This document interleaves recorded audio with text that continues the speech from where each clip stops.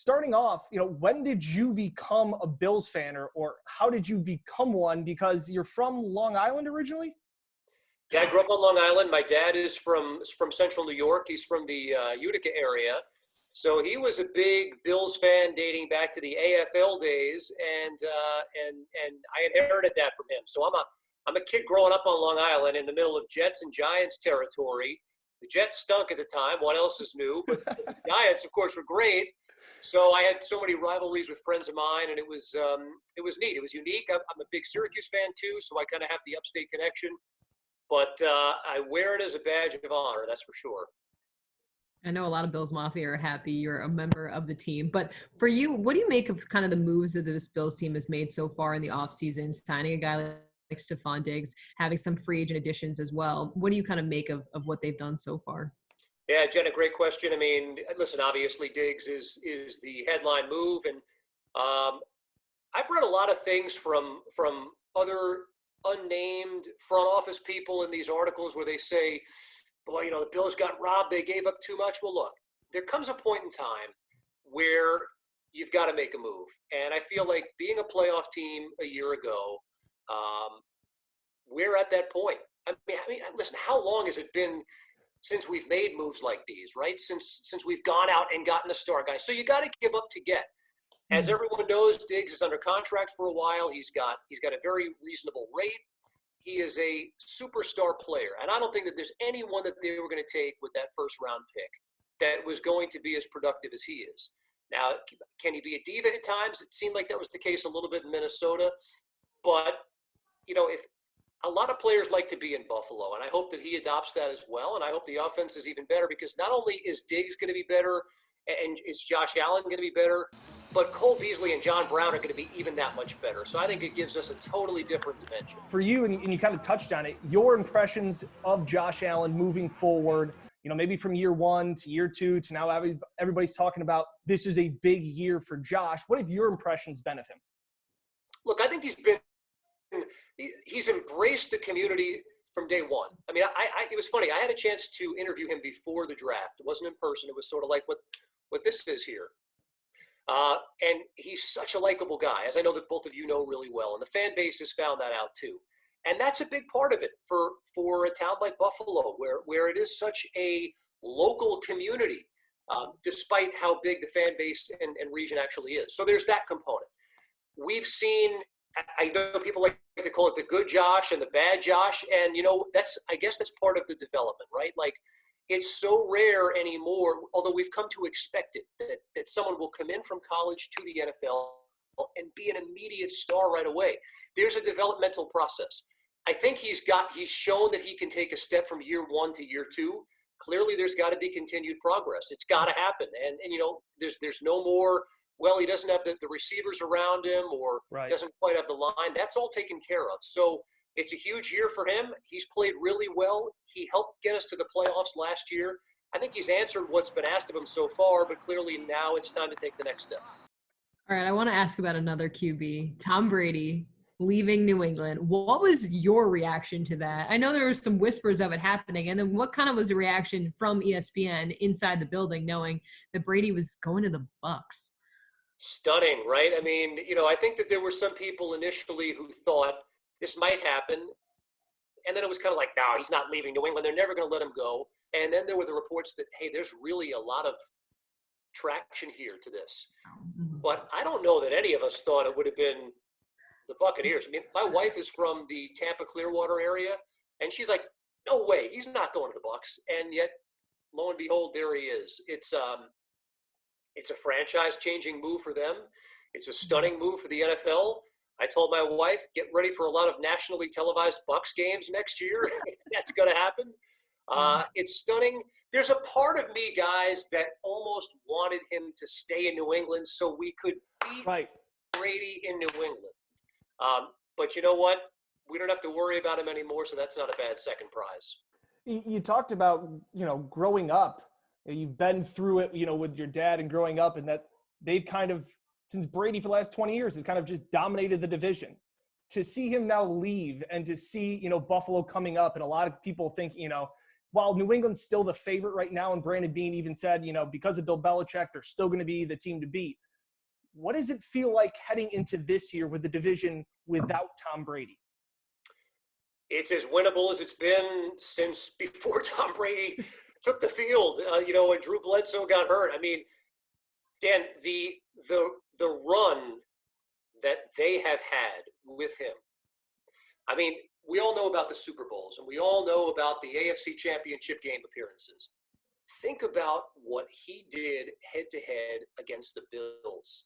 And it's a run of dominance that I don't think you'll ever see again in the NFL. Because the NFL is so fluid, right? I mean, you could go from being a Super Bowl champion to not making the playoffs like that. Or you could go from being a non-competitive team to a borderline Super Bowl caliber team like we saw with the 49ers here this past year. And the turnover in the NFL is massive, and the cap changes so much, and all of that, and yet they maintained it, and they dominated. It's unbelievable. I hate that I'm talking this glowingly about the Patriots, but how do you not respect it, right? It's unbelievable. All right, I have a question then for you. Like, who do you see then as being the Patriots' next quarterback? Obviously, you have Jared Stidham, Brian Hoyer. Could you see a guy like Cam Newton going to New England? With the Patriots, you never know, Jenna. I mean, just as soon as you think you've got it figured out with them, as we saw with Tom Brady, Belichick goes another direction. Let's put it like this. This notion that the Patriots are going to tank this season, if there is a season, Hopefully. Right, exactly, to get Trevor Lawrence, I just don't see that is not in Bill Belichick's DNA. And by the way, let's say it were in Bill Belichick's DNA. You've got too many professionals who take pride in what they do to say we're going to go 0-1 and whatever. I really don't buy that happens. Is Stidham the guy? Boy, I don't know. Would Cam Newton fit with Bill Belichick? Who knows? I still think Cam Newton's got some good football left in him. It's stunning that Cam Newton and Jameis Winston are out there in a quarterback-starved league. You got two guys who can still play, and they're not on a team right now. Who's going to be the starter, Jenna, for week one? How about week one of the preseason? I can't even tell. I have no idea. It's nice to be a Bills fan and to not have to worry who your quarterback is. It's kind of nice that this is settled down. And I totally agree with you. I just don't think tanking is in the legacy of Bill Belichick. I just can't see that being, especially where if there was a split, that there are those rumors. Isn't this the point now where Bill's going to want to say, I can do it without Tom? Sure.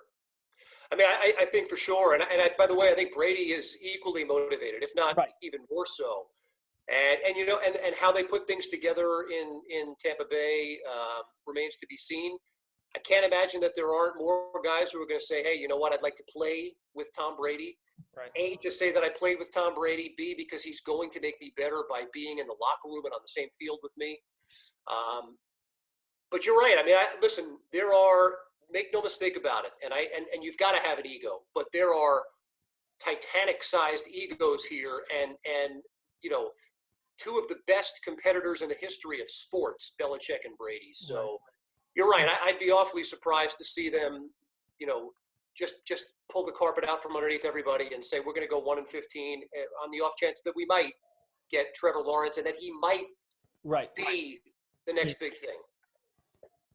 All right, for you then personally, are you like, this is the Bills' year, this is the AFC East crown that they've been gunning for? Or how do you kind of temper those expectations knowing that this team is in a lot of ways still kind of trying to hit their stride? Yeah, Jenna, I think we're all in, right? I mean, I think that, you don't go out and get guys, even though it was it's a team-friendly deal for Josh Norman, but, he's a guy who, he's the kind of guy that you get when you are ready to compete. Stephon Diggs, by trading away a first-round pick, it's so unlike this ownership, this management team to do that.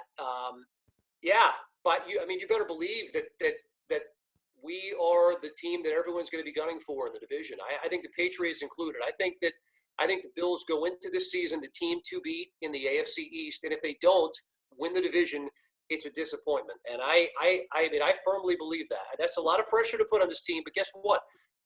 We were a playoff team a year ago, and we've gotten better. And the Patriots have gotten worse. I don't think there's any other way you can say it. Yeah, they were a playoff team that was up 16-0 in a playoff game. Yeah. I didn't want to have to go there, but it's a fact. And you talk about it, and we've talked about how well of a job Brandon Beane has done this offseason with the pieces he's brought in. And, we look at this draft, and at times we would go, well, they need to fill this hole because there's a glaring hole. There doesn't seem to be any massive hole on this roster that, Sean McDermott and Brandon Beane have built. What would you like to see the Bills do in the draft or in the rest of free agency? Because there's still names out there. Yeah, I think you've still got to address the edge rusher. I mean, that's I know that we've added, Mario Addison and lost Shaq Lawson and other help on the defensive line. You can never have enough of those guys, right? I mean, Jerry Hughes had a great playoff game against the Texans, but he's not getting any younger. I guess that's a nice way of saying he's getting a little bit older. You got to, listen, we've addressed veteran leadership to a degree, but I don't think you can discount losing Lorenzo Alexander. You guys know even better than I do, what he meant to that team inside that locker room and what a great presence he was on that team. So, free agency, if there's another guy out there that's kind of a character guy in addition to being a high caliber player, you probably try to gun for that. I'll be curious to see what we do at backup quarterback. I love Matt Barkley, but if you're a Super Bowl, can I say this, Super Bowl contender? Look at you. I know. Listen. Really. Yeah, you may want to consider what Plan B is, and if Plan B doesn't look like what you need it to be, maybe you kick the tires on someone else out there. That's now, is that Cam Newton? Is that Jameis Winston? I mean, I just don't think that you can do that to Josh Allen. I don't think you can bring Cam Newton in to be the backup to Josh Allen, despite the fact that we've signed virtually every single former Carolina Panther that there is. But I don't think you can do that to him. But can you address the backup role with someone else? Maybe they're comfortable with Matt Barkley. I don't know. We're looking forward to the season. Obviously, we're hoping there is a season. But what would you say is your favorite Bills memory? I'm just curious. Ooh, boy, that's a tough one, Jenna. Is there a team? Anything like that? Well, all right. So here's the answer. So what would the year? The year would have been 91 or 2. I should have had this. I should have brushed up on this. Anyway, it's a Sunday and it's a playoff Sunday, but I've got to do my entrance exam. What are they called? The application. Okay. To Ithaca College. I've been putting it off, and I've been putting it off, and I've been putting it off. But I'm not going to do it today because we got a playoff game. We're playing the Houston Oilers. So we fall behind, and at the half, I wave the white towel. I'm out. I'll be the first one to tell you this, that as a, whatever I was, 17-year-old, I'm like, we're getting our heads kicked in. This isn't going to happen. This is a true story. So I go into my bedroom, and all right, it's time to buckle down and write my application resume. And I'm doing that. My dad calls in. He's like, hey, it's 31-10. And I'm like, yeah, whatever. 31-17. And I'm like, okay. And he's like, 31-24. All of a sudden, the application went to the side, and we watched the rest of the game. And it's obviously the greatest comeback that I've ever seen in football. I don't care what the Patriots did to the Falcons in the Super Bowl.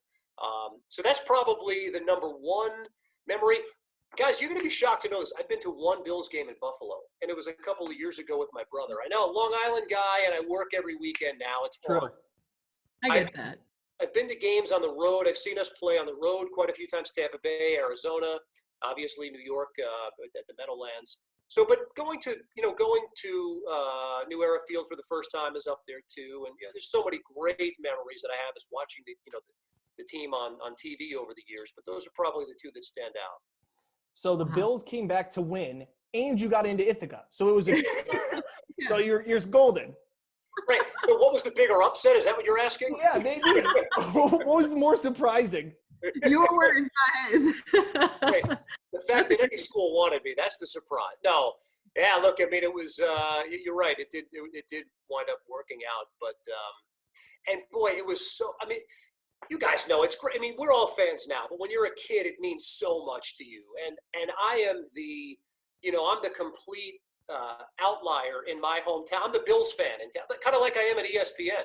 So the fact that the Bills were so good and 51-3 over the Raiders in that AFC Championship game, and the run that they had, it meant so much to me as a kid. So those teams, I've said it before. I know that this isn't an original thought, but you cannot tell me that that's not the best team to never win a Super Bowl. Those Bills teams, the Hall of Famers, the coaching staff, the iconic players. I mean, those guys really, really. If anyone ever deserved one, it was that group. Is it kind of surreal now, maybe, to now see the Bills be another playoff team? Because like you said, you've gone through college and careers, and they didn't make the playoffs. And then to make the team, we still, Jen and I were at the snow game when they beat the Colts, and remembering that game changed because Joe Webb threw a 35-yard pass to Deontay Thompson, and they won that game.